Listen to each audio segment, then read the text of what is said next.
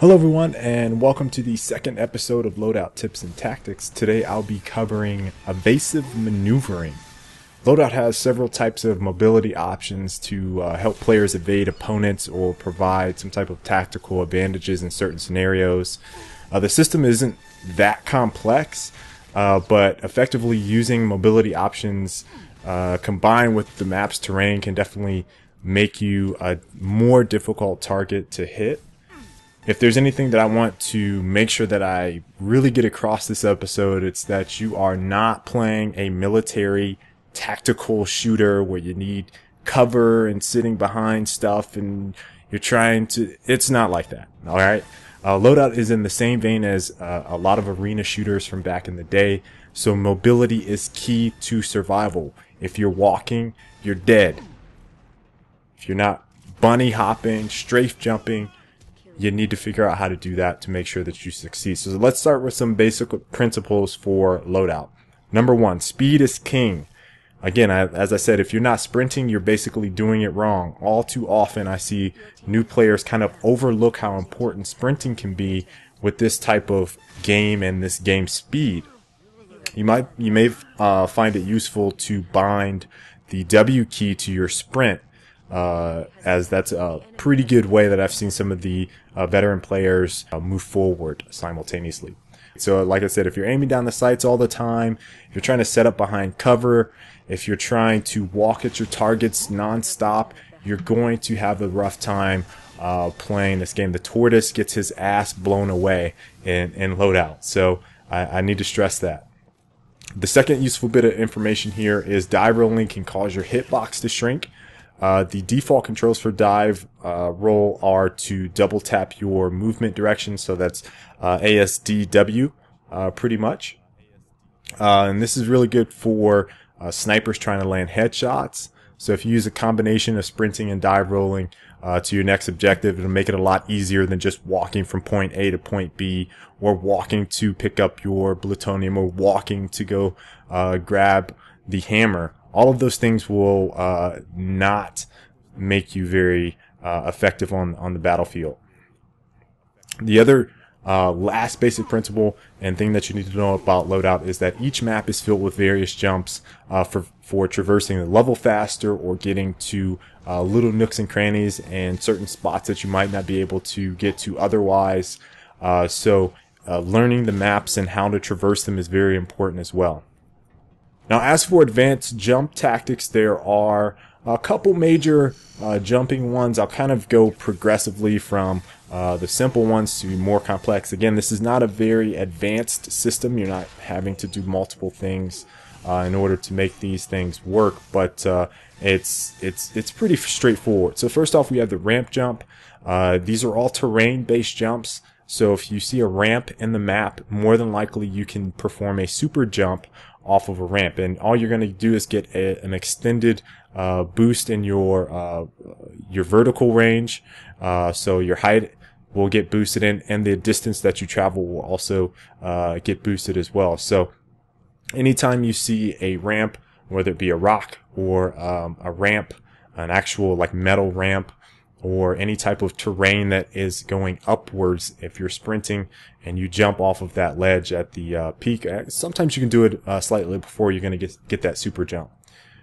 Now there's also the dive roll super jump. This is basically using the same principles as the ramp jump, except at the end of your dive roll, you want to time that so that when you hit your space bar to jump, you're going to perform a super jump. Again, this is additional vertical height and additional boosted distance when you do this. If you execute it properly, you'll also hear like a whoosh sound. That way you know that you've performed the jump. Now, the next two tactics are kind of a little bit more advanced. I think most people are familiar with strafe jumping or bunny hopping or whatever you want to call it. And it's varies from game to game. Halo kind of has it.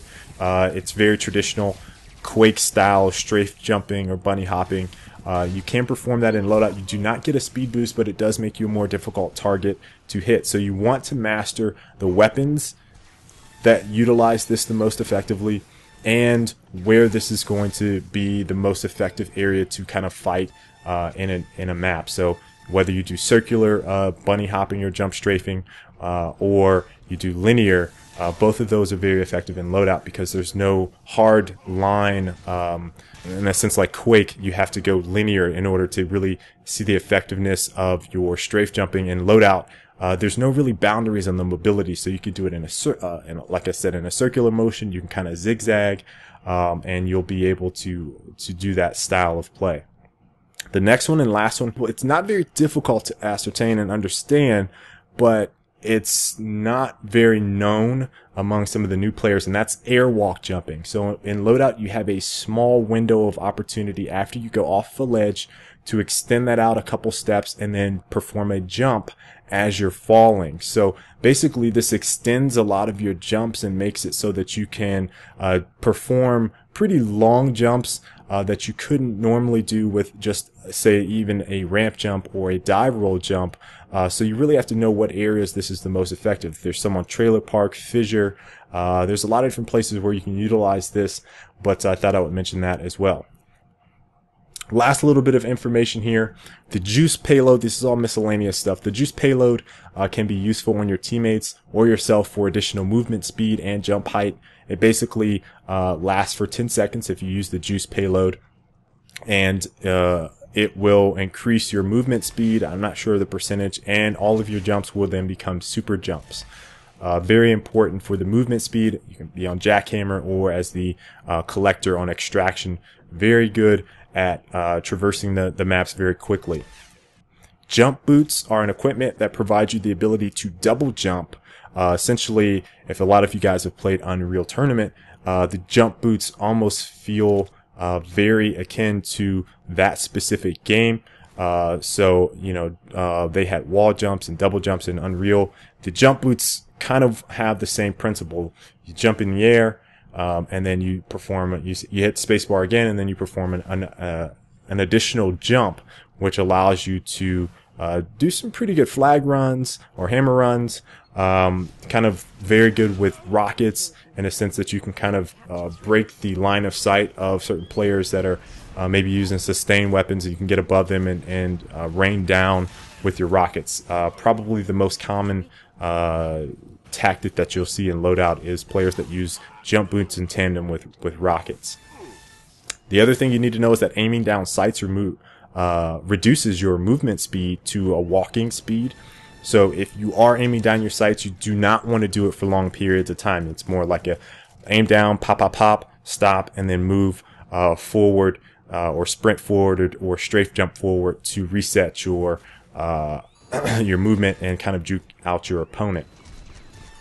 So that about wraps it up for this episode. I'll have some more map by map jump spots for each of the maps in the future. And I hope you guys enjoyed this. And until next time, I will catch you guys later. Peace. Hope you guys enjoyed this episode of Tips and Tactics. Make sure to like the video and subscribe for future videos and tips to help you guys out.